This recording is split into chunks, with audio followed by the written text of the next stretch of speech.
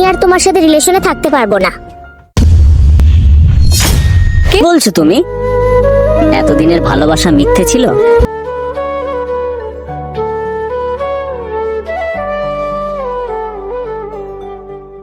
এই মানুষটাকে নিয়ে আর পারলাম না। এ কখন বদলাবে না, একটা দিয়েও সময় মতো আসলো না।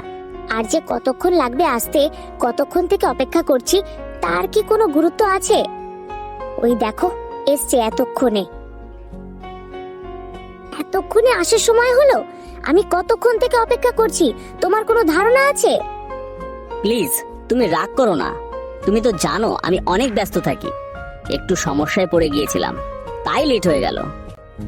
ঠিক আছে ঠিক আছে, এগুলো সব তোমার বাহানা। আমার জন্য তোমার সময় হয় না। দেখো আমি আর তোমার সাথে রিলেশনে থাকতে পারবো না। কি বলছো তুমি? এতদিনের ভালোবাসা মিথ্যে ছিল? তুমি তো সেদিন আমাকে বলেছিলে সারা জীবন তোমার সাথে জীবন কাটাবো বলে, বাঁচি মোড়ে তোমার সাথে।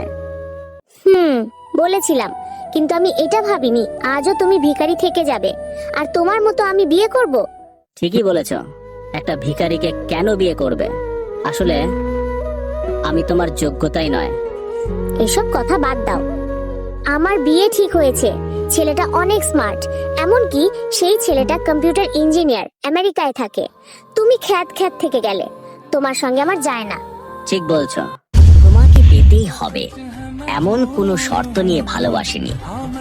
আবারও বলি, তোমাকে পেতেই হবে এমন কোনো শর্ত নিয়ে ভালোবাসিনি।